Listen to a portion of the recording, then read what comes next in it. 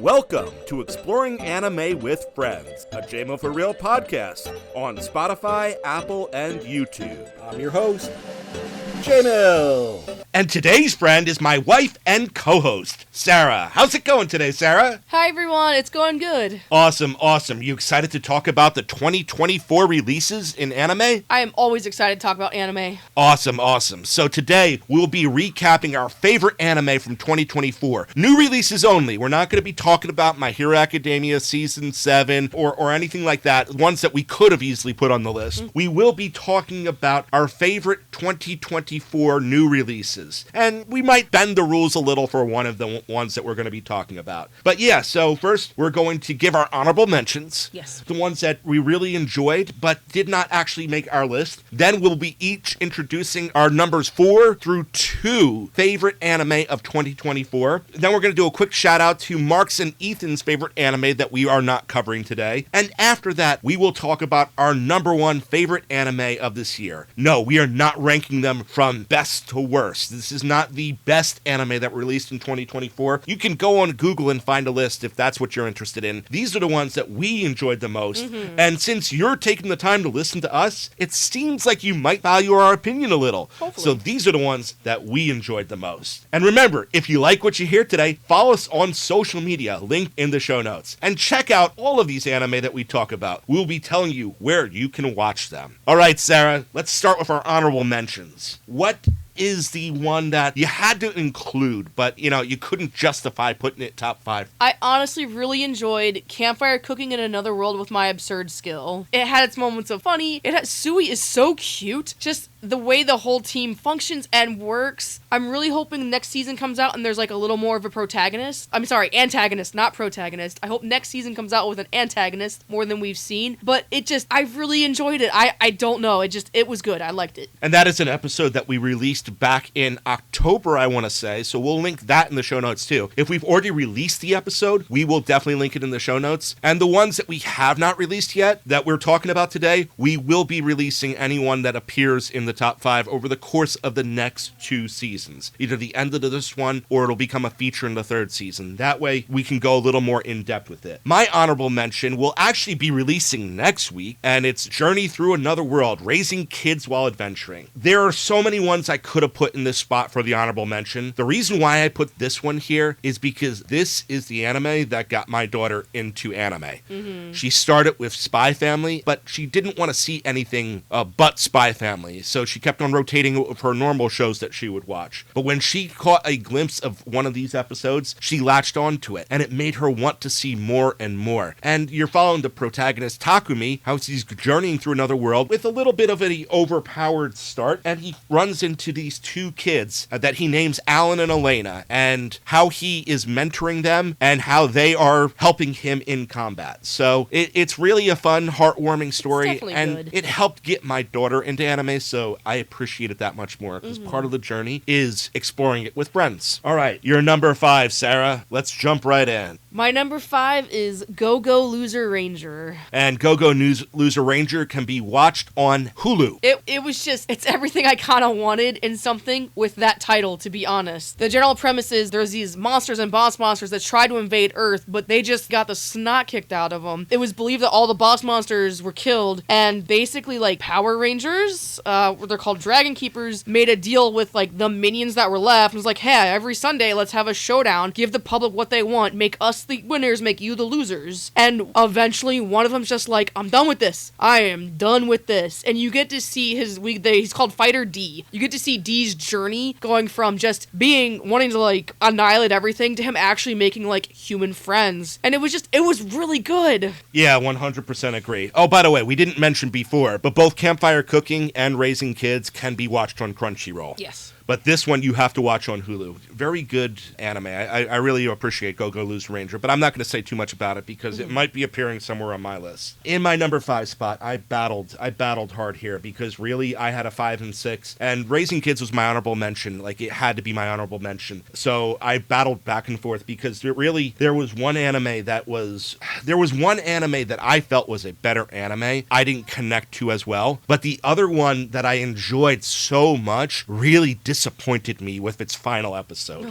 So really, when I keep on going back and forth between Elusive Samurai and Dan to Dan, it was just kind of killing me. And yes, I name dropped and I realized I'm now getting the 7th one in because of that. But I'm only going to be talking about Dan to Dan today and say that you should watch Elusive Samurai on Crunchyroll too. Why? Because that's not the feature. That's not my 5 spot. My 5 spot is Dan to Dan. And I realize I'm going to probably receive criticism because everybody loved Dan to Dan. So many people have it as the number 1 anime of 2024, and it's barely cracking my top 5. And I 100% agree that Dan to Dan, it should be amongst your favorite anime of this year. And I will allow Sarah to do more of the overall thunder with it, but my quick why I like the characters are fun. Even if I don't love one of the 2 main protagonists, Okarun, I think that Ayase is a you know what, it is what it is. We have different we have different preferences. He's too self-deprecating in my opinion. He's adorable. But the overall weirdness, the shock factor that it captures you with way too many times, like things that it's like, oh wow, I haven't seen that in an anime before.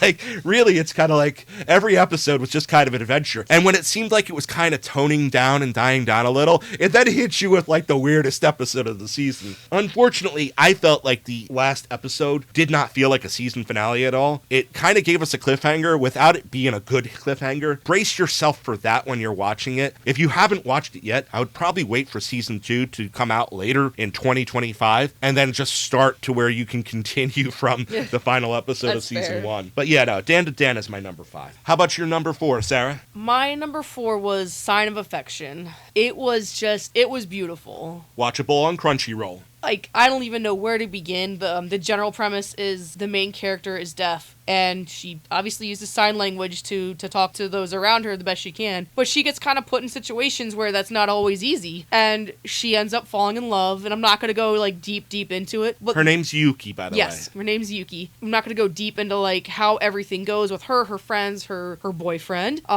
Imagery, though, that the show gives, there's, like, every once in a while there's a splash of watercolor, and it just... Really pretty. It's beautiful. Like, it's really pretty. The storyline's very sweet. It's a slice of life, which I don't usually get that into, but I just really did. I enjoyed it a lot. More of a romance. Obviously slice of life, yeah, but it's definitely like a romance. Yeah. No real action whatsoever. They're all college students, and honestly, it kind of reminded you of, like, going through college again, right? Yeah, to be honest. No, I definitely appreciate it. It was in contention. It did not make the cut for me. Mm-hmm. My number 4 did make the cut for you. Go Loser Ranger. Yes. Honestly, it was everything that I wanted out of the first season of a show that was entitled that. I like Fighter D a lot. He's a great villain protagonist. Like I don't know. Like he's so much. Honestly, the thing that caught me the most about this one was I'm not sure how many times I've seen villain power of friendship in anime before. Oh my gosh, like never. It's not a thing. Like I see power of friendship in anime a lot, but like I'm kind of getting like villain take on power of friendship from this one. That's fair. I'm kind of like, you know, it is action, it is adventure. It doesn't give you the feels like in a way that something like Sign of Affection would, but at the same time, it was kind of like it got me to laugh. And I'm just gonna say this: intro song and the outro song, like the theme songs, are like I felt myself dancing along with them every single time. Definitely check out Go Loser Ranger on Hulu. All right, your number 3, Sarah. My number 3 was Kaiju number 8. It was excellent. I'm so excited for season 2. There's very few animes I feel like where I'm invested in every character that like has a name. There are so many characters in that show that I want to know more about them, what's going to happen. And Kaiju number 8 did it for me. And it was released on Crunchyroll, and Sarah and I did that episode earlier this season, so you should check that out. That will also be linked in the show notes. Yeah, no, it's amazing.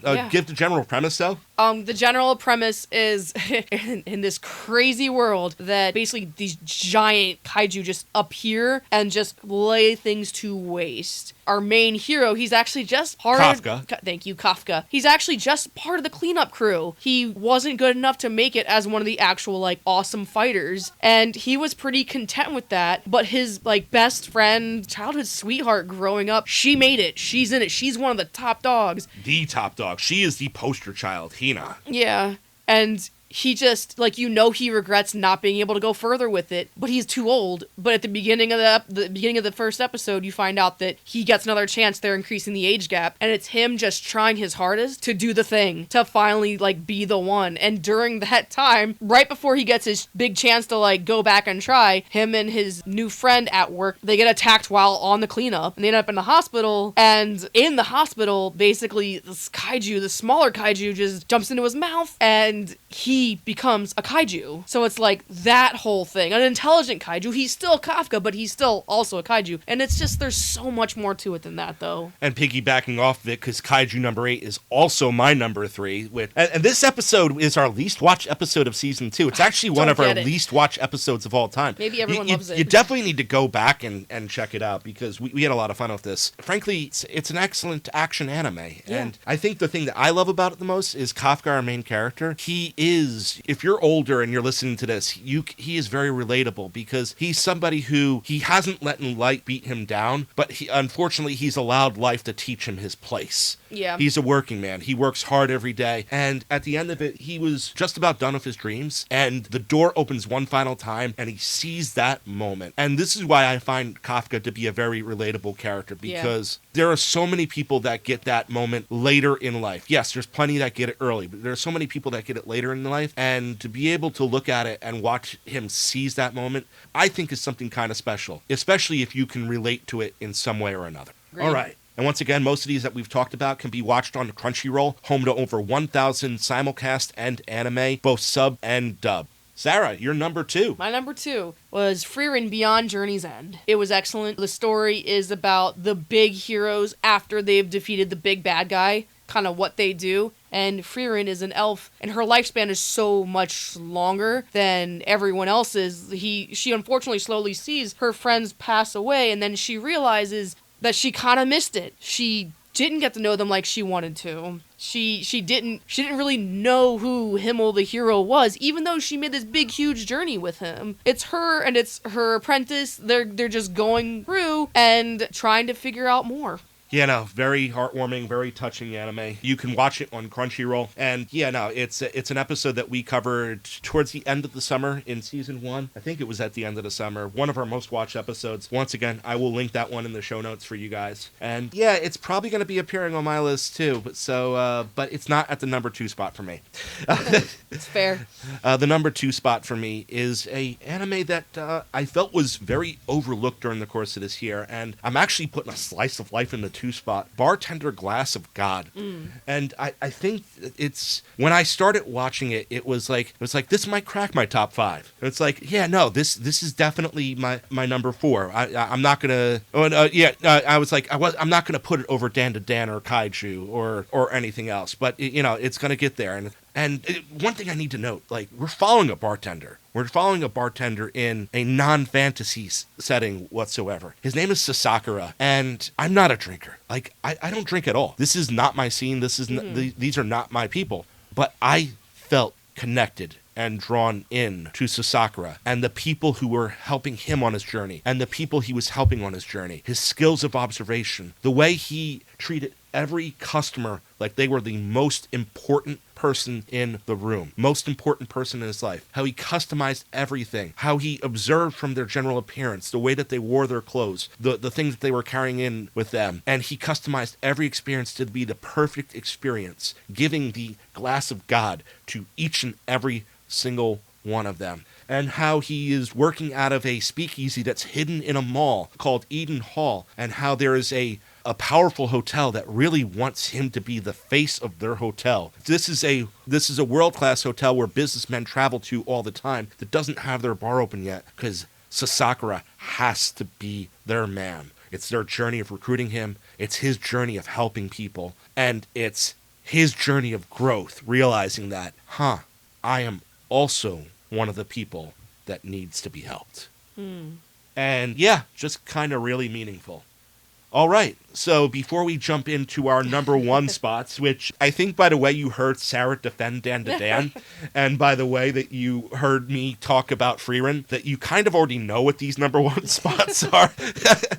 But before we jump there and give the podium to those two excellent anime from 2024, which, to be fair, Free Run started in 2023 and most of its episodes were released in 2024. But before we go there, Mark wants to take the time to recommend that you watch Ranma 1/2. And Sarah, talk a little bit about Ranma. It is a reboot that is on Netflix right now. And Sarah, you read a little bit of the webcomics, so I'm going to actually allow you to talk about, give like a one-sentence summary of it. I mean, it wasn't the webcomic. I watched like way back in like high school. I watched a couple of the episodes. I didn't really have full access to this kind of stuff, but it was hilarious. Like, I don't know what they're doing with the reboot, but the general premise is, and I don't remember how it all happened, this dude's basically cursed that whenever he gets wet, he changes genders. And it's hilarious, though. I mean, and his mentor, whenever his mentor, same thing, gets wet, he turns into a giant panda.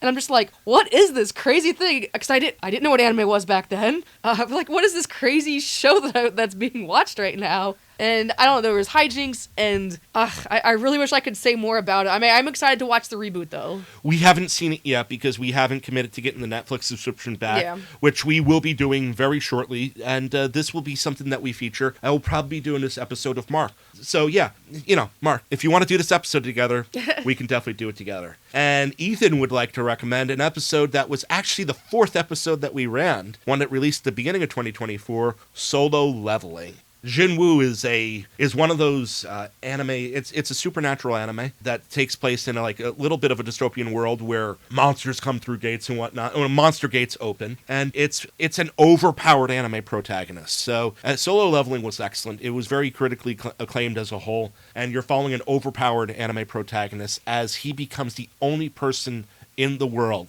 that can get stronger through the process of solo leveling. So, yeah, and I'll link that one in the show notes, too.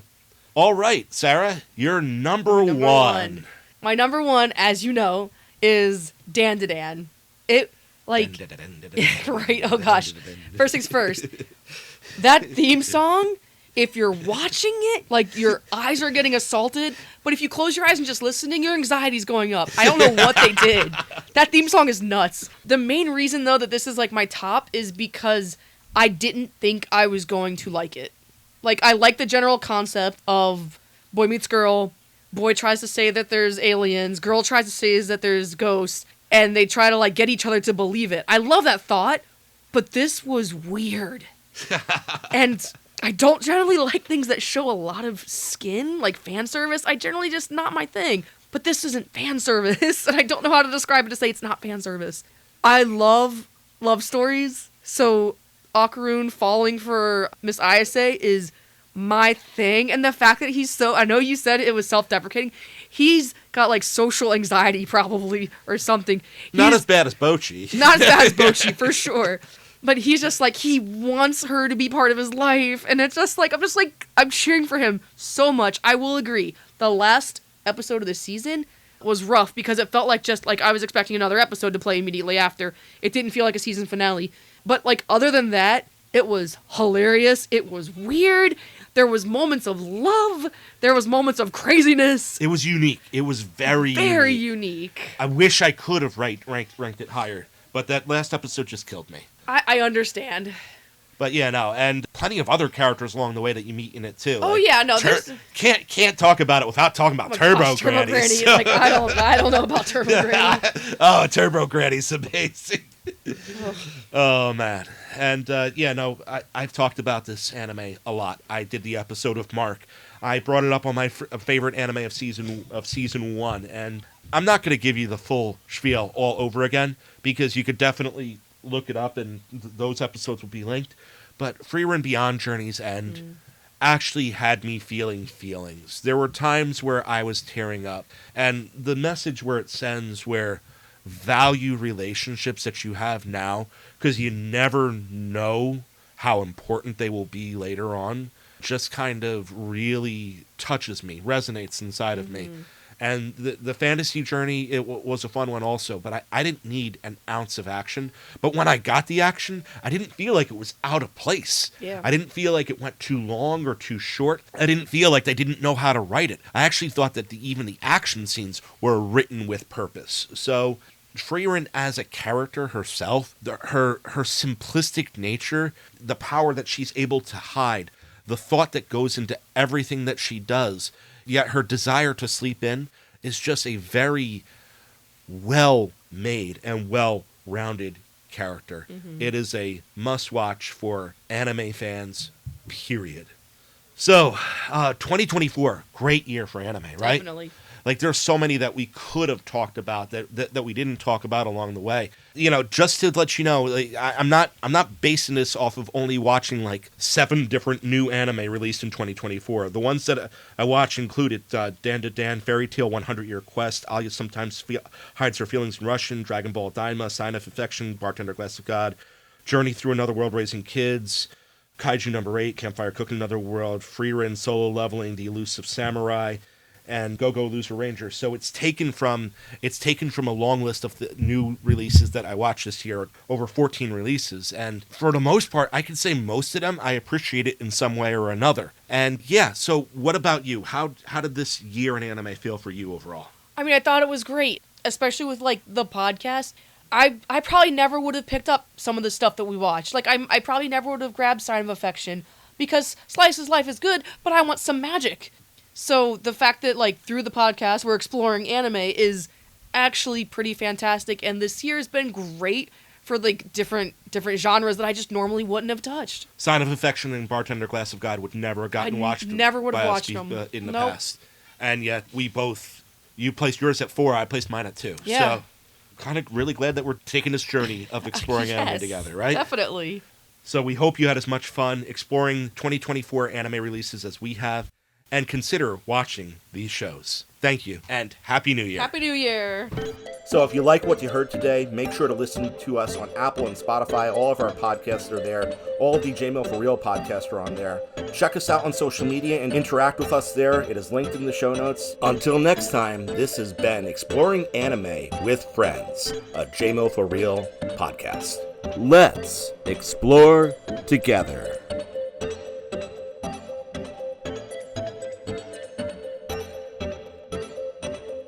Hey everyone, this is JMill, and I'm excited to announce JMill For Real's new partnership with YouTube's Bin Buster and Poppin' Cinema with JoeMama and Friends.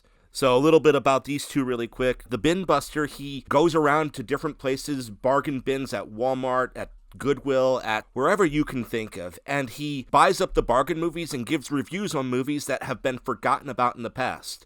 And Poppin' Cinema with JoeMama and Friends, what they do, JoeMama introduces his friends to classic cinema titles that they may have missed in the past, and he pops their cinema virginity on a film that he loves that they have not seen. In addition to it, JoeMama also has a blog review for new and current movies that are coming out.